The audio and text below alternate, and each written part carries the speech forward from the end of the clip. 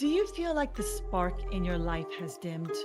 Are you craving a deeper connection with your body and pleasure? What if I told you that the key to reigniting that spark lies in a practice that's often shrouded in taboo? Self pleasure. Just notice what comes up for you when you hear those words.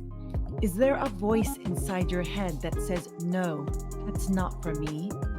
Then just thank that voice and say to it, I'm curious. Today, we're breaking down barriers and diving into how you can start your own self pleasure practice to transform your well being. Ready to explore? Let's get started. Welcome to Pleasure in the Pause, a podcast dedicated to inspiring midlife women to feel more connected to their bodies, pleasure, and power through perimenopause, menopause, and beyond. I am your host, Gabriella Espinosa, midlife and sexual wellness coach, and it's my pleasure to be here with you. Today, we're diving into a topic that's often shrouded in taboo and secrecy, but is essential for our well being: how to start a self pleasure practice. Whether you're new to this idea or looking to deepen your existing practice, this episode is for you. Self pleasure is a wonderful way to get to know yourself intimately. Now, I want to clarify self pleasure is different from masturbation, but don't get me wrong, I'm a huge advocate of achieving pleasure through masturbation. I'll just save that for another episode. But here's the thing: if you are already feeling disconnected, numb, overwhelmed, and exhausted from your menopause symptoms, the thrill of a quick fix that masturbation offers can leave you feeling more depleted and unsatisfied. And we don't want that. Now, you might be wondering, why should I start a self pleasure practice? The answer is simple: because it can profoundly impact your mental, emotional, and physical health. It helps reduce stress, enhances mood, and boosts your confidence. More importantly, it allows you to reconnect with your body, especially during the challenging but transformative years of perimenopause and menopause, when many of us can feel disconnected and out of touch with our own needs and desires. The beauty of self pleasure is that it connects you to your whole body, not just the genitals, because it invites a deeper knowing of what lights you up. And by understanding how your body responds to the self pleasure techniques I'm about to teach you, you can then share this pleasure with a partner. But it all starts with you taking pleasure literally into your own hands, taking responsibility for your pleasure so you can show up as the authentic, sensual, and sexual being that you are. And that kind of empowerment is very sexy. One of the biggest barriers to starting a self pleasure practice that I hear from my clients is the myth that it's shameful, selfish, or indulgent, which can lead to feelings of guilt for many of us. These feelings are often rooted in cultural and societal narratives that tell us that pleasure is something to be hidden or ashamed of. But let me tell you, it's time to rewrite that narrative and bust that myth. Self pleasure is healthy and makes us human. To create a shame free environment, start by being kind to yourself and acknowledging that your desires are valid. Menopause brings many physical changes that can affect your pleasure, such as decreased libido or discomfort.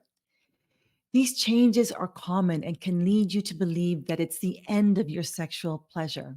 But I busted this harmful midlife pleasure myth in solo episode number 3. So go back and listen to that one. And many of the experts on pleasure in the pause have shared with us many solutions that can address symptoms such as pain, dryness, and discomfort. And when it comes to self pleasure, the key here is to expand your pleasure repertoire so you can create new pleasure pathways in your brain and body and experience deeper, more fulfilling pleasure.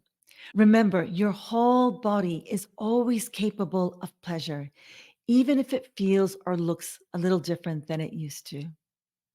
So, how do you get started with a self pleasure practice? There's no right way or wrong way to self pleasure because it's guided by what feels good to you. You can get curious and be the detective of your own pleasure. It's not just about sexual gratification, it's about connecting with your body, understanding your desires, and promoting overall well being. When we talk about self pleasure, we're also talking about self care and self love. It's about creating a deep and intimate connection with yourself. First, I want to invite you to create a comfortable and private space where you feel safe and relaxed. This could be your bedroom, a cozy corner, or even your bathroom. You can light a candle or some incense, have a favorite playlist going on in the background. You can be sitting or even lying down on the ground. Allow yourself to be truly present to this time for yourself, present to sensations, thoughts, feelings that arise when you engage in this self pleasure practice. We're going to start with one of my favorite self pleasure practices, using the power of touch, a beautiful way to enliven sensual engagement with yourself. I'm going to teach you 4 different types of touch so you can explore.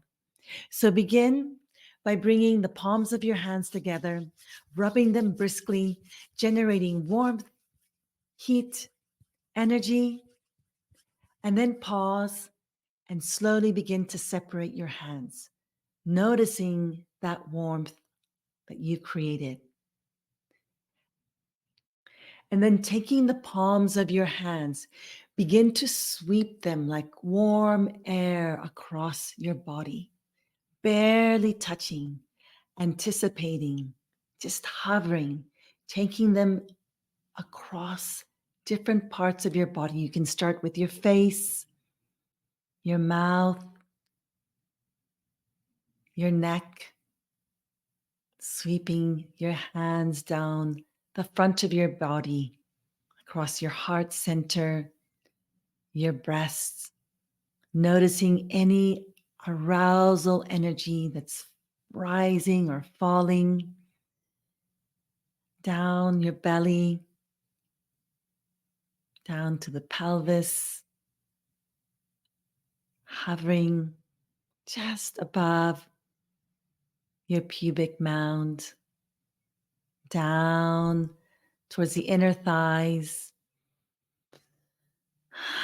allowing yourself to breathe, sigh, moan, and then continue to take that sweeping air like touch down your legs, down to your feet and the tips of your toes.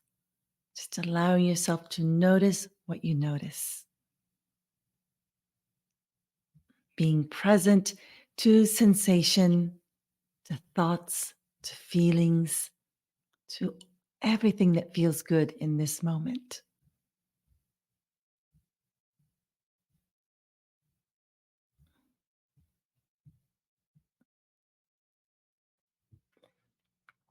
And next, we'll move on to soft, light, fluid like touch and strokes, taking the pads of our fingers, beginning again on the face.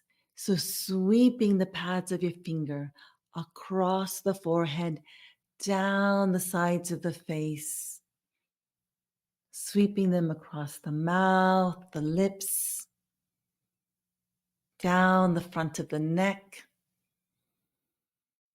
down the heart center, around the breast, down the belly, to the pelvis, the pubis. And again, taking time to notice what you notice. You can pause and focus on a particular area. Notice if that feeling spreads to another part of your body. And then continue with that fluid, watery like sensual touch down to other parts of your body. No goal but pleasure in mind.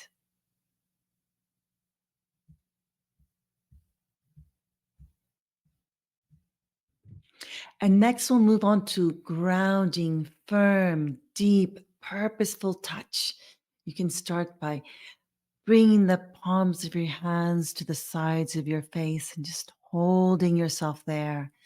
And then moving that grounding touch, gently pressing the top of your chest, your breasts, your ribs, your belly, down the tops of your thighs. And again, just take your hands wherever you're called to touch and offer this nourishing, grounding touch, letting yourself explore, following that feeling of goodness and pleasure.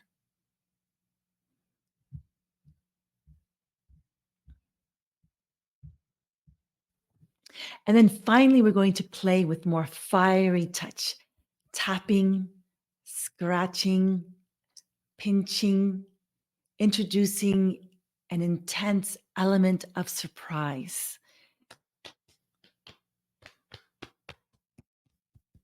And just noticing what that does. And focusing again on any part of your body where you want to introduce that tapping, slapping, gentle pinching. You may notice a sudden rush of energy, a nice release of breath, of sound.